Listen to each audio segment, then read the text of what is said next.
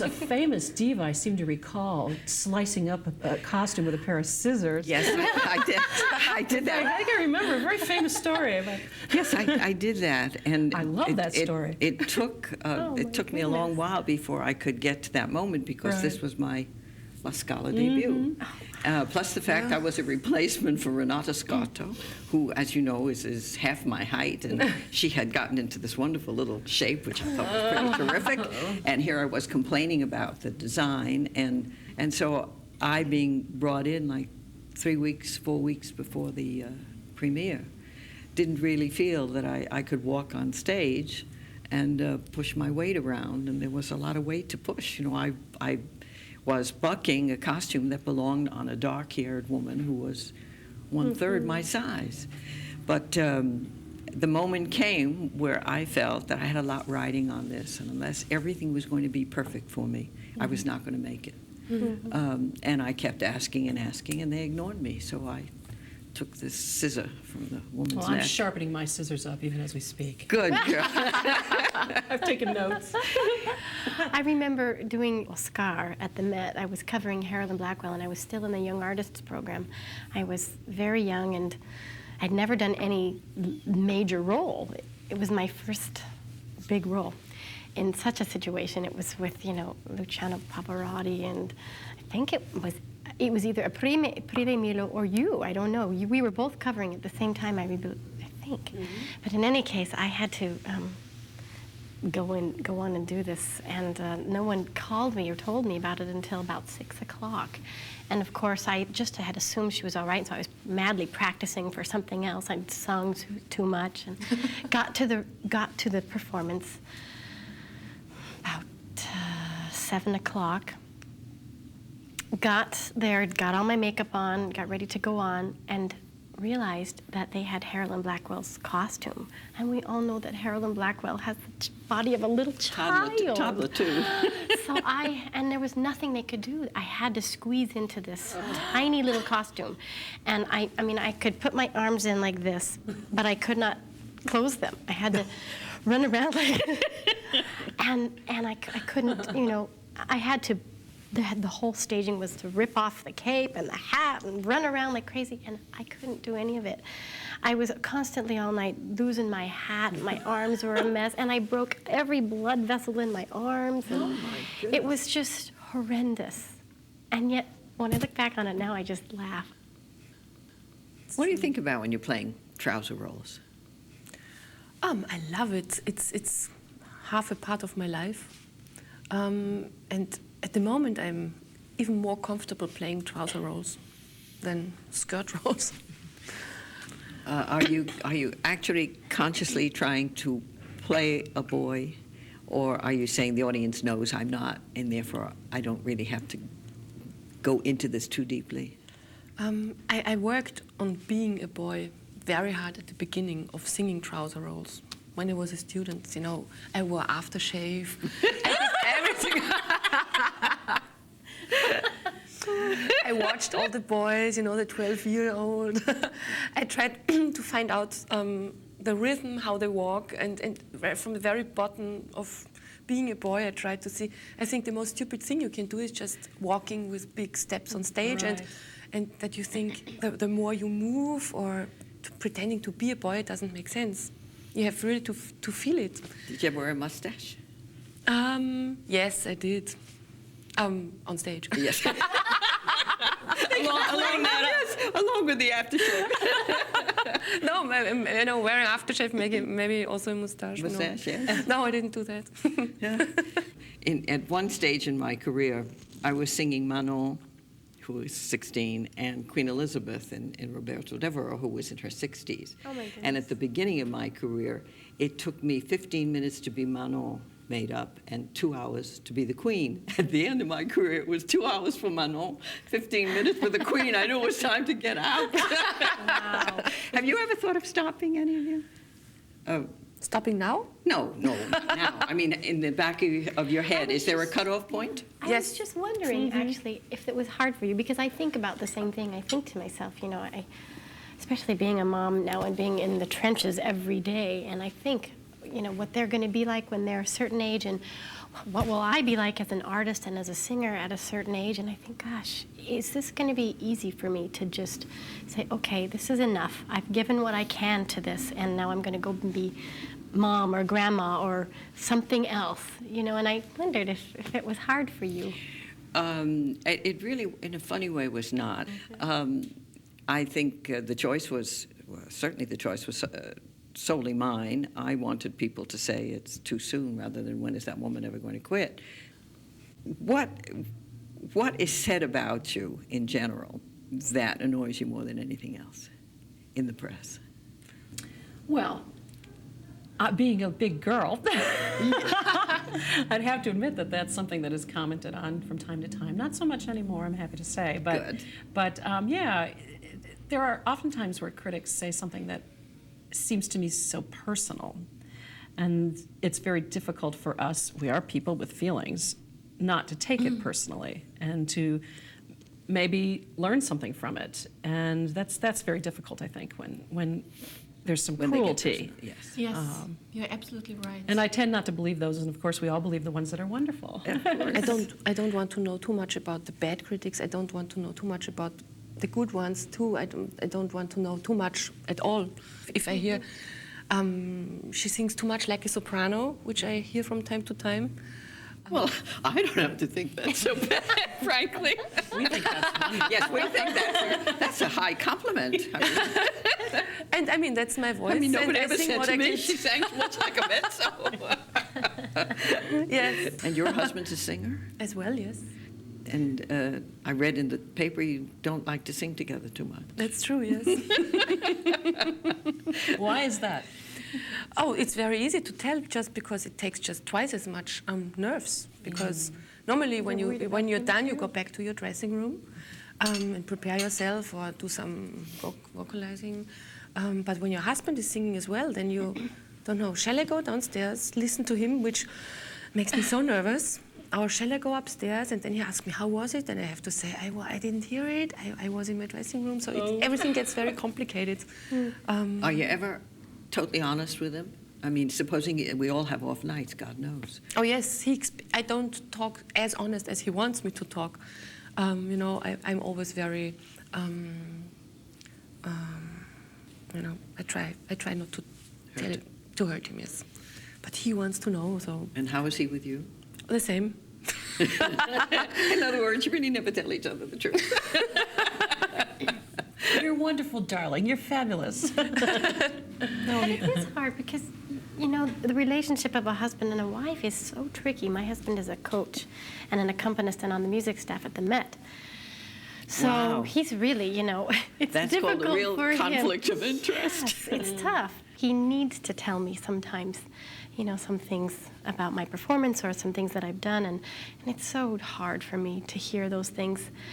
And yet I also know that I need to hear them because Especially when they come from your husband. Yeah. I think it's hard Yeah. for you or for me to get it from your husband without being personally. But don't you think that every singer needs one person whose opinion they really can rely on, who will be totally honest with them? Otherwise, you know, after a performance, how many times have you had 10 people come into your dressing room and tell you how fabulous you were when you know that it was not your best? And, you know, part of you comforts yourself by saying, you should really hear me when I can do this well. And that, in some way, is a comfort, knowing that there is a better level that you can get to. It's hard to find, though. It's It hard to sure find is. someone. I mean, I'm not a married lady, and so there isn't someone in my life that is personally involved with me.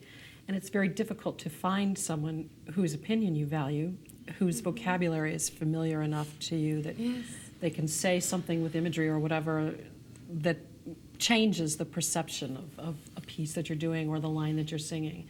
And for me, that's been the most difficult, is finding a teacher or a coach who is consistent in what they expect of me and doesn't fall into the trap of, oh, you're a Metropolitan Opera singer, you're singing around the world, and so you must be wonderful. Let me just tell you you're wonderful. Because we can't hear ourselves. We can only judge by what we feel. And to find someone who really clicks with you and who you can trust is really I think, really difficult to do. For sure, yes. My husband is not a musician and was a newspaper man, so he was not part of the business. And he always used to come to the opening nights of anything I did because he didn't want my mother to come alone. And she had her subscription at the New York City Opera, and so the people behind her were always the same people. And one man leaned forward to my husband and he said, I notice you never applaud Miss Sills. And he said, I'm her husband, not her cheerleader. But he never came back. Nobody ever saw him backstage. A lot of times they used to say I made him up and he never really existed. She says she has this. That's right. That's right. But he never came back and he never offered any opinion whatsoever. I mean, the worst thing which can happen to you is after recital, people come up and they tell you, I must tell you, you have such a wonderful dress. You know? Yes. Then you know. Yes. Okay. All that work Enough. for the dress. Nothing This funny. is pretty funny. Yeah. Sitting around a tea table. just before you have to sing all this music, right? Well, you know, I did accidentally shut down a Claudio Abbado rehearsal an hour earlier than How'd it was you do that? scheduled for. We had achieved everything we wanted to in the rehearsal, but my aria. And he looked at me, and I thought the rehearsal was stopping at 1 o'clock. And I saw we only had it was 2 minutes to 1. So I said, well, why don't we just do it this afternoon? And he looked at me sort of like this and said, okay. And everybody left, and I went home, and I realized that the rehearsal was scheduled until 2. And I don't know why he didn't say, Deborah, it's only 1 o'clock, and we have another hour. Oh, he agreed. He agreed. Did he mention it to you later? No. No, he hasn't engaged me again, though, maybe. Don't worry about it. Well, you win some, you lose some. Well, now mentioning Abbado, it was not funny, but you know, I studied percussion in Vienna, classical percussion, the timpani and the drums. And actually, I did a concert with Abbado as a percussionist. Oh, good for you. I would have thought of you more with the flute and the harp. Percussionist. Yes, it was Firebird by Stravinsky in the Vienna Musikverein. Oh, boy. And I was the big drum. And I tried to do my best because I was very nervous when he came for the first time. And the whole piece starts with a, how do you say, a roll? Yeah, drum on the roll, big yes. drum. And I was so nervous, so it was much too loud. And I stopped immediately, große Trommel, much too loud. So I said, oh, I'm so sorry. I thought because I'm a woman, I have to use more muscles to get the same effect like men do. Well, that was.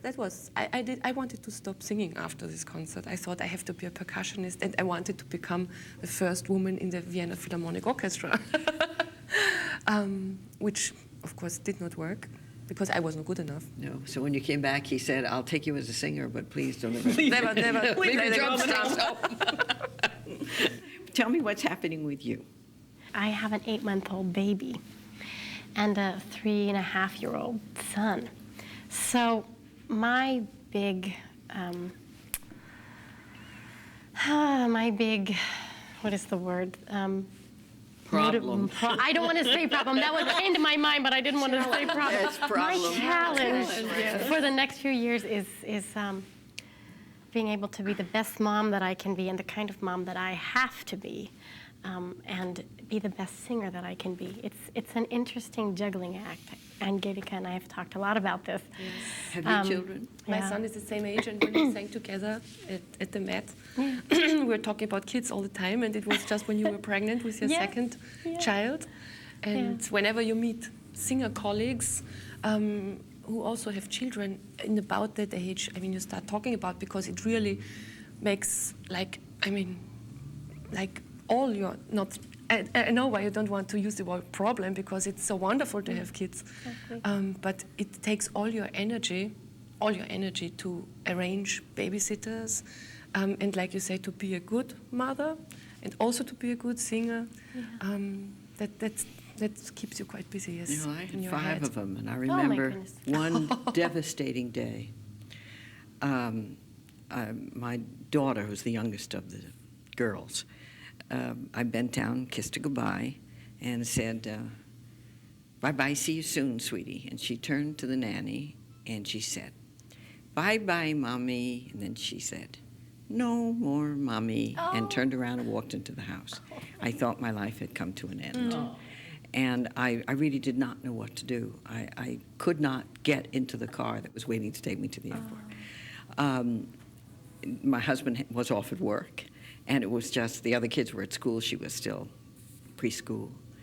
I could not get myself to go in the car, and I thought, well, this is the end of my career. I am not going to sing again. I can't leave this fat little blonde thing there and saying no more, Mommy.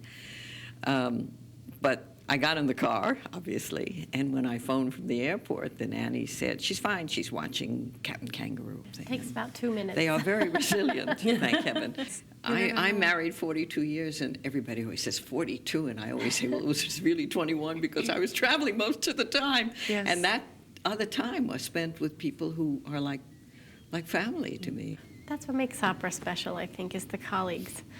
You know, I mean, I love to do recitals and concert work, and I probably do about half and half. But I miss opera when I don't do it, you know, for a long period. Like I have 2 or 3 months now where I have just had recitals and concerts, and I miss having that close, you know, working relationship with my friends. They become really your friends and your support system. All over the world. Yeah. I mean, you meet people in the Fledermaus, that's all friends from Vienna, and it's a true. family.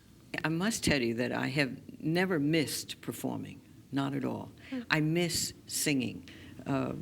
I mean, there is no more beautiful sound in the world than that of a well-trained human voice. Nowhere. I mean, there isn't a sound in the world that compares with it.